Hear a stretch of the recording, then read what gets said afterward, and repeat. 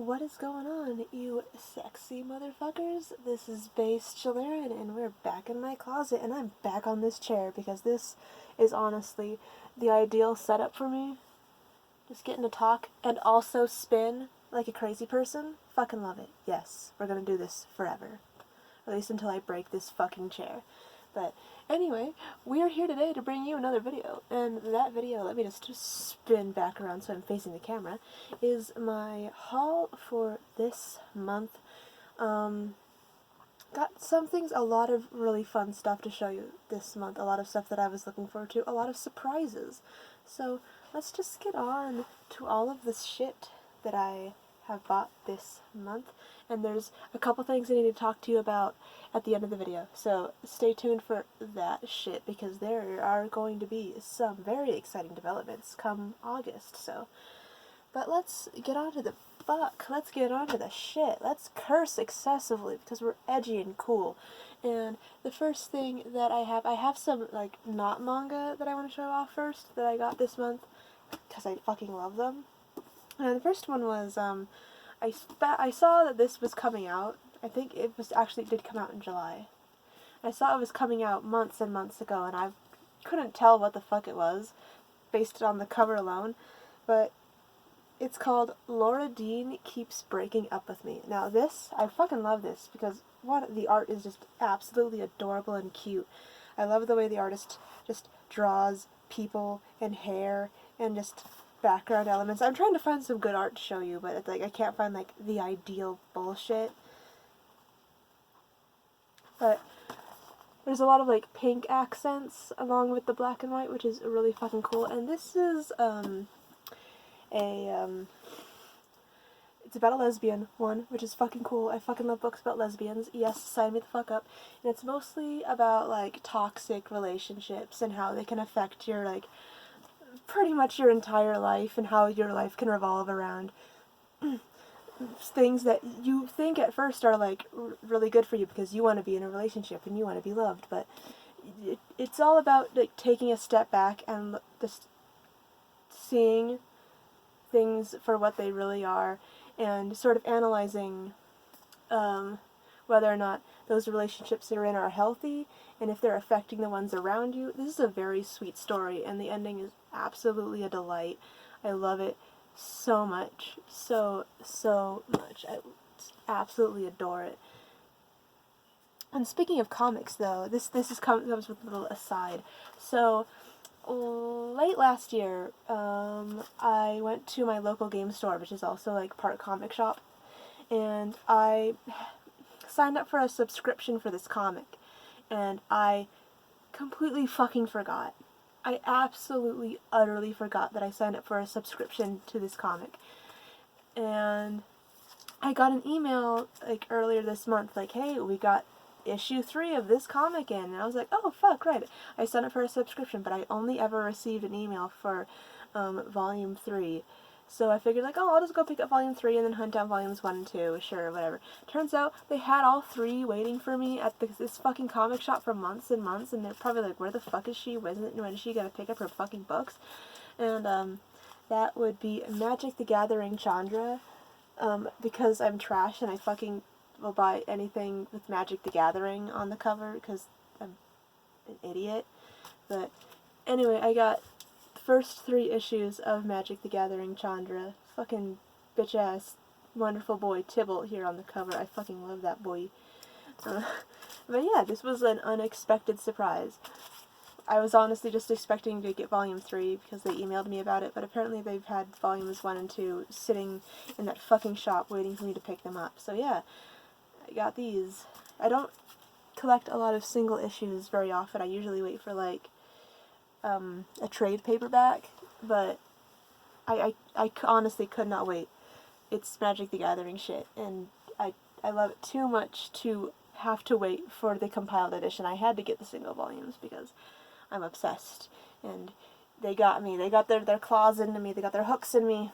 I'm gonna give them money until I die, which, speaking of giving Wizards of the Coast money until I die, I also got Magic the Gathering Rise of the Gatewatch. This is an itty-bitty tiny little book. I wasn't expecting it to be this fucking small, but This is pretty much just bios on the members of the Gatewatch. Some sections are a lot more in-depth than others. Like, Ajani gets absolutely fucking shafted. Like, none of his art from, like, Theros and farther back than that gets featured in here. It's all his, like, modern artwork. But for the most part, it's mostly artwork and, like, small little, like, mini comments from the staff and quotes from the planeswalkers themselves. It just got, like, all, like, most of the iconic art of the planeswalkers. Like I said, Ajani gets absolutely fucking shafted. No love for Ajani, and Kaya and Teferi also hardly have art, but they also hardly have art. But yeah, this is a nice little book. It's not exactly, like, in-depth and, like, very, like, word-heavy. It's mostly just artwork, pretty artwork for you to look at. If you draw a lot of, like, I don't know, say, like, Magic Gathering fan art and you need, like, some quick references of, like, hey, what do the characters look like? This is a good reference. I feel like that's what I'm going to be using this for a lot, is mostly just outfit and, like, visual references. But, yeah, it's really fucking cool. And I only figured out that this came out this month, too, and I only figured out this was going to come out, like, in the beginning of July. Like, I just found out, which, if I never, like, saw this in my recommended list on Amazon, I probably would have never known it existed, because nobody fucking talked about it. It came right the fuck out of nowhere. And it's like, holy shit, gotta get it. It's got fucking Magic Gathering on the cover, because I'm a fool. But, anyway, we got one light novel this month, and I fucking love it. Because this is a light novel that, it was a digital, like, only light novel. Because J Novel Club recently started publishing things in physical, which is cool as hell if you like light novels. I'm sort of a light novel fan. It really, really fucking depends. But they started releasing things in physical, and I was like, hell yeah, that's pretty neat. I like the quality of their books. They're really nice. But they announced this particular book during Anime Expo, which is wild that it just was released in print so fucking quickly. And this is one that I figured was never going to get a print release because of the subject matter. It's a ridiculous fucking book, but here it is in my hands, and I'm holding it, and I'm flipping the pages and smelling it. And that's J.K. Haru is a sex worker in another world. Now, the general premise is kind of squicky. It's a little yikes. It's about this girl who winds up being transported into another world with her friend, who becomes, like, the great hero with all these powers, and she gets nothing. And she's like, well, fuck, I guess I just gotta start working for a living, but this world is incredibly misogynistic, and the only way she can earn money is by doing sex work. And that's where the yikes stops, because it's pretty much just her account of her business and what she does for a living in this other world, and just the way that she talks about her line of work. It's not even that sexy. It's not even like, oh, I'm getting fucked. Oh, no. It's like, she's just, her tone of voice is just so unimpressed by the whole thing. She's just dogging on everybody who's fucking her. She's like, oh, god damn it, I hate this. When is my, like, day off? And stuff like that. It's just her just frank, just uncaring way that she talks about her, like, line of work. It's just refreshing. I don't know what quite the word that I'd use to describe this, but it's definitely not like a hentai novel. It's not like you're gonna get your rocks off to J.K. Haru as a sex worker in another world. You're reading it for the comedic element. That's this girl just blandly talking about sex work and the business that she do in order to earn a living in this alternate fantasy world where where girls have no rights. But yeah, if you want to read, if you're not, like, adverse to, like, sexual content, because she does talk about sex, read J.K. Haru as a sex worker in another world, because it is just a delight and a half. At least to me. Maybe I'm trash. Maybe you shouldn't listen to me. Then we're just gonna move right on into the manga. So, first thing we got another volume of Mobile Suit Gundam Endless Waltz Glory of the Losers. I think we got, like, one or two more until this is done, which is gonna be fine, because I've gathered a huge fucking backlog of this series. I'm just gonna blaze right on through it once it's fucking done. Because I got it mostly because this is a Gundam household. If you haven't seen, like, way up there, whenever you get a shot of up there, there's a bunch of, like, Gunpla. This is a Gundam household. We respect the Gundam, and whenever there's a Gundam manga in print, we gotta get it because, you know, respect. But, Gundam Wing was never really a part of my, like, teenhood, my childhood. I never stayed up and watched, like, Gundam Wing on Toonami. I never lusted after any of the young men. It was just a novel concept, like, oh, a Gundam manga, we gotta get it, because Gundams, hell yeah. But, yeah, I gotta get to reading that once it's done, so I can just breeze on through and be like, well, did that, read the shit out of that shit. Next we have Tomo-chan is a Girl, Volume 4. I mostly get this one from my husband because he was a fan of this artist's work when they were doing hentai. Fun fact, this artist has done hentai before. Another thing that I also got from my husband was he recently got really into Final Fantasy XIV again, and he's been playing it a lot with his friends. I don't play it that much. I don't play a lot of video games. I'm not a game person. I got things I need to do. And he discovered this manga a couple months ago, and he was like, holy shit, I need to get it because this is an isekai, and it's called Final Fantasy it's in fucking shiny ass gold, and I can't read it.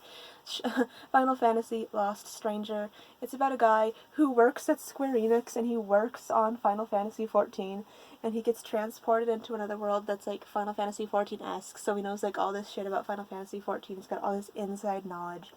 I don't personally read it, but my husband does. He's very hype about it. So, yeah, there's that. I love my husband, and I'll buy isekai for him if I must. Next up, we just got some anonymous noise. I have no idea how long this series is going to be. It's, like, starting to get to the point where it's all like, wow, this is really long. This is, like, 15 volumes. Where are we going with this? I mean, I feel like, based on context clues of the covers alone, which have consistently have gone from, there's like bright ass, like really bright colors per volume, and now every cover is just white. Based on the context clues of that alone, I feel like we're getting to a conclusion. But who the fuck knows with shoujo? It could go on forever. We don't know. The romance could continue for perpetually forever. Next up, we have Futari Beya, A Room for Two, Volume 5. I'm happy to report that this is, I mean, it's still just two girls hanging out in their apartment. They're in college now at this point. They're just hanging out, being friends, but there's actually, like, girls' love elements, but it's all with, like, the side characters who are romancing. Like, they'll catch feelings looking at these two girls, and they'll be like, oh man, I wish I could kiss this girl. But, yeah, I think there's actually a kiss in this particular book, but for the most part, it's just fun, cute little forcoma of girls hanging out and being friendly with each other. But, yeah, the Yuri vibes happen in fucking Volume 5. I think Volume 4 also has some, like, girls love vibes, but if you really wanted to, like, Yuri right the fuck away, Futari Beya is a bit of a slog. Next we have Konohana Kitan, Volume 5. This is such a cute fucking cover. I fucking love this cover. I feel like I know nothing of Konohana Kitan outside of the manga, but it feels like we're getting to a conclusion. We might not be, but based on like the last chapter in this one, it feels like we're approaching some sort of climax, but who the fuck knows? It's certainly not me. I'm no master at this. It eludes me. And then we have our delicious romantic comedy bullshit. We have Quintessential Quintuplets, Volume 4. Love this shit. It's a very, very hot commodity right now, the Quintessential Quintuplets. If you really like old school, like harem romantic comedies like Love Hina and stuff like that, definitely look into Quintessential Quintuplets if you haven't already, because it's got those vibes. It's got those really nice classic harem rom-com vibes. Next we got a Faku book, which I can actually show you, because the cover is actually beautifully tasteful, both the back and the front. It's called, Special Days. I almost said Innocent Days. It's called Special Days, and it's mostly just a bunch of one-shots of couples getting it on, but they're all, even though I know it's all like all sex, it's all like, you know, uncensored vaginas and penises, but they're all very wholesome. Like all the romance, all the couples. I really hope you didn't like. Okay, cool. You couldn't see any of that. Neat. All the couples are just. It's all very wholesome. It all ends in sex, mind you, but it's all very wholesome. It's very sweet. It's surprisingly sweet for a hentai. But yeah, it's Special Days. Just another book to throw into the Faku pile. So it's just slowly growing. Maybe I'll do like my most to least favorite Faku books. Maybe one day, possibly, if I ever feel like it. Next we have the next volume of Demon's Destruction. I fucking love this. It's great. We get a little, like, backstory to a particular character who recently showed up in this one. It feels like we're coming 1 month until the end of the world. I don't know what the fuck that means. I don't know if it's really going to end with the end of the world. You never know with Inio Asano. It could end however the fuck he wants. But we'll just have to see when the time comes. But until then, I'm just going to be enjoying Demon's Destruction very, very much. Next we have Yuri Is My Job, Volume 4, which continues to be excellent. I love this so much. It's just the mix of like the actual like romances that go on in this book alongside like the parodic scenes that go on in the cafe that they work at is just a nice combination, and I absolutely love it. It's a really nice Yuri. I'm really fucking digging the hell out of Yuri Is My Job. And one volume that I can't really talk a lot about because we're on volume 11. What else can I've always say, what else can I say about this manga except please look into Children of the Whales if you haven't already. Yes, Children of the Whales, good. I was like, is it Children of the Sea or Children of the Whales? Can't fucking remember. But yeah, we're at volume 11. Another manga that I didn't expect to go on for as long as it did, but this is just an absolute epic of a story. And it goes far and beyond where you expect it to in all degrees. So, yeah, please, please, please look into Children of the Whales. You are missing out. You are far behind. Please catch up. Please, God. Ooh, this is one that a lot of people were looking forward to. Please excuse me while I readjust how I'm sitting. This is Beastars, which is pretty much manga version of, what's that one furry Disney movie that it's on the tip of my tongue, can't remember it, but this came out first, so it's not dogging on it, it's not aping on, I'm just gonna call it like Furry Kingdom until I fucking remember what the fuck that movie's name is. Can't remember it right now. We're doing this live, can you tell? Unscripted. Unprofessional. But this is about, a high school full of anthropomorphic animals, and there has been a grisly murder, and one of the carnivores has killed an alpaca at school, and it causes like this tension to just go through the whole school, and people are like getting segregated, and like all the carnivores are sitting with each other at lunch, and all the prey animals are sitting together at lunch, and they're separating themselves, and they're very suspicious of one another, and it's mostly focused on this wolf named Lugosi. And we also get a look at this cute little rabbit character whose name I utterly have forgotten, but I fucking love her. She's cute as hell. But yeah, I saw this last year at Anime Expo at Kinokuniya, and I was like, what the fuck is that? I fucking want it. But it's all in Japanese, and it doesn't seem like something that would ever get printed. And this was announced when Komi Can't Communicate was announced, and I'm like, holy shit, the manga that I saw in Kinokuniya that one time is getting an English release. I will finally get to figure out what the fuck that thing was even about. I wondered and I wondered, and I was so captivated by whatever the fuck was going on in here. But yeah, I'm super fucking excited for Beastars. I'm super hyped. I'm mad furry, yo. I'm even gonna hide it. I'm just so ready for the furry revolution. Rise up, my fur people. This was the one thing that I bought this month that was kind of an impulse buy. I'm a sucker for, like, neat high fantasy concepts. And so I got Magus to the library. Keep in mind, I still haven't fucking read it yet because I've been fucking busy this month. But it looks fucking cool. The art looks absolutely amazing. And I honestly can't wait to get into it when I fucking can. It definitely looks like a really cool concept, and like the world that's built around this whole scenario is just, it looks very delightful.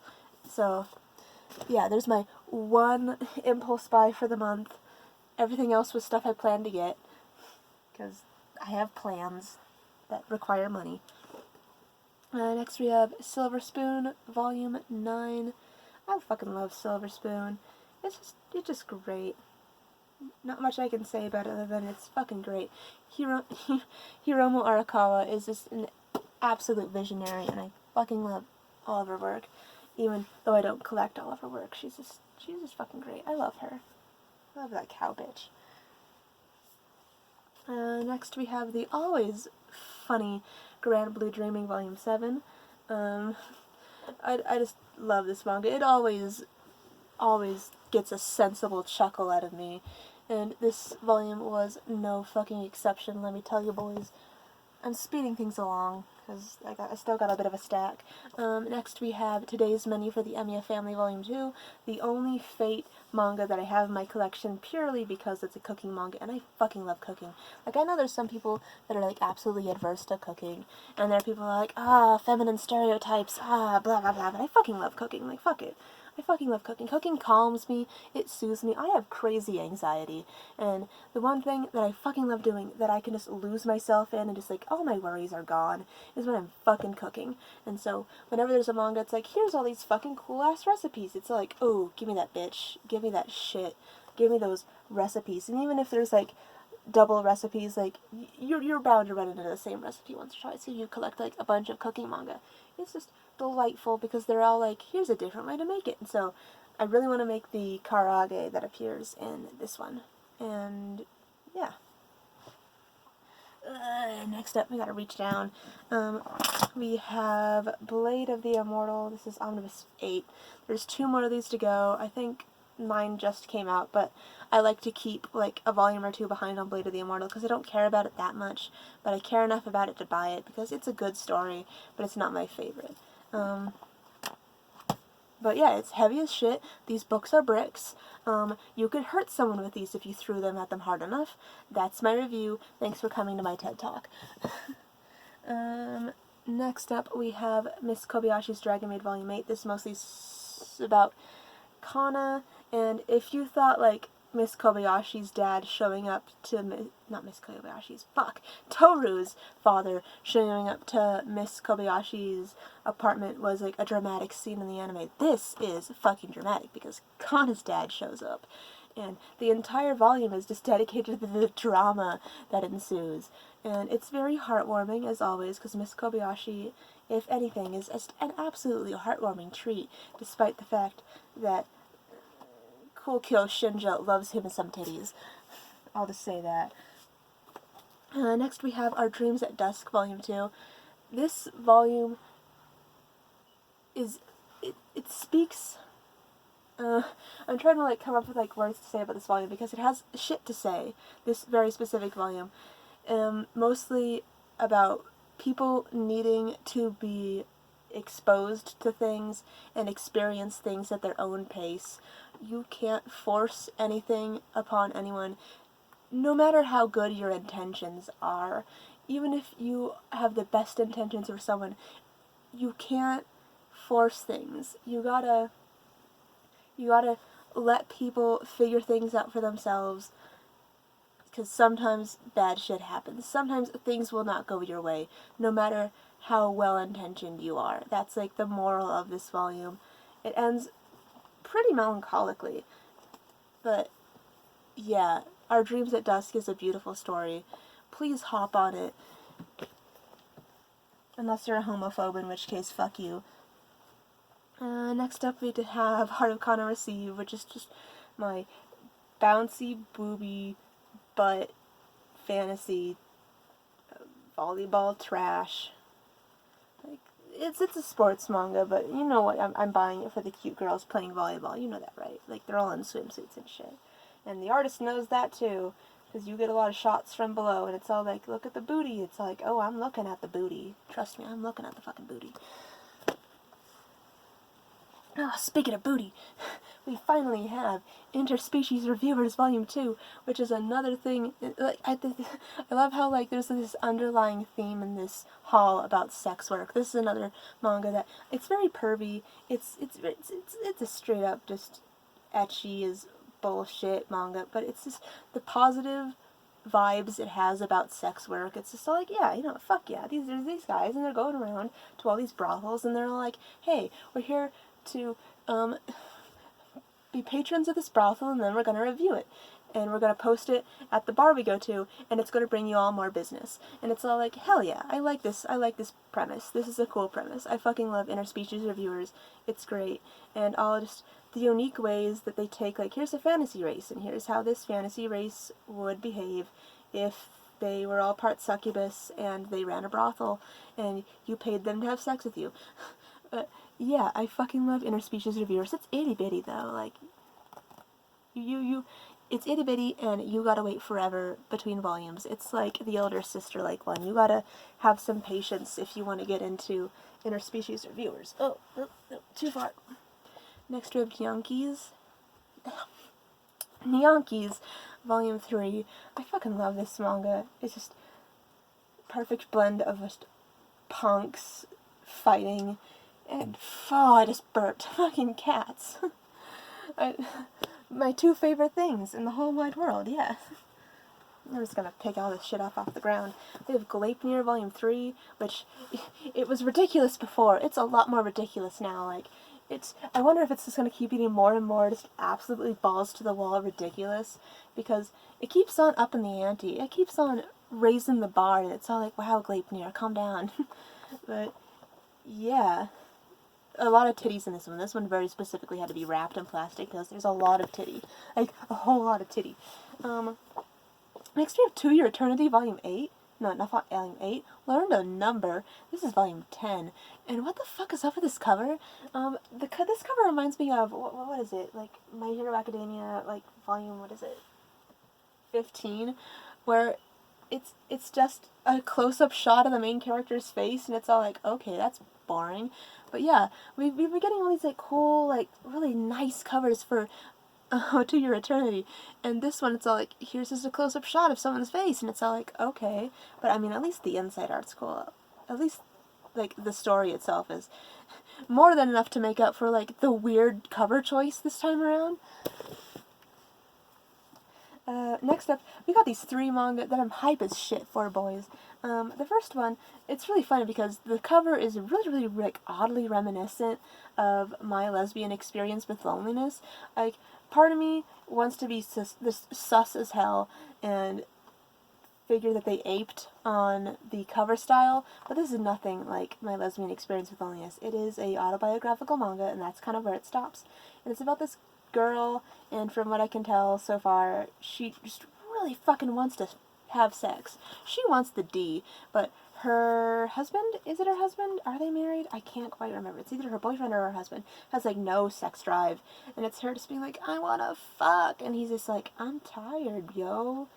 Can't give you the D. Not today. I'm so tired from work. I just want to relax. And I know that sounds like a stupid premise, but it's fun. It's an autobiographical account of somebody who's in a relationship who has a super high sex drive with somebody who has a very low sex drive. And I don't know. I feel like you could gain something from that kind of story. Also, the art is cute as fuck. Like, this artist's style is absolutely adorable as hell. I fucking love it. Everybody looks so fucking cute. Next we have Citrus Volume 10, final volume of Citrus Boys, even though it's been confirmed that we are getting Citrus Plus, which I feel like is just continuation of Citrus, just shameless continuation of the story. But it ends so very fucking abruptly. like most of the volume is our main kid, Yuzu, just contemplating about her relationship with May, and being all like, oh, I don't know what to do, oh, I'm so conflicted, and then, like, the last, like, maybe, like, 20 pages, maybe not even, less than that, is her finally, like, resolving the whole romance. Like, this is, like, the conflict, and this is the resolution, and it just ends. But then you get this full color spread in the back. Of spoilers, they get married. I mean, it's a Yuri. It's not really much spoilery. But, yeah. I'm just so glad that we finally finished Citrus to some degree. We gotta wait for Citrus Plus, but for the moment, that's pretty much complete. No, I gotta get to this really fucking fast. I really gotta go. This is Skullface Bookseller Honda-san. Please get the Skullface Bookseller Honda-san. It is a delight. The anime absolutely enchanted me while it was on air, even though it was only like a 15-minute, very short anime.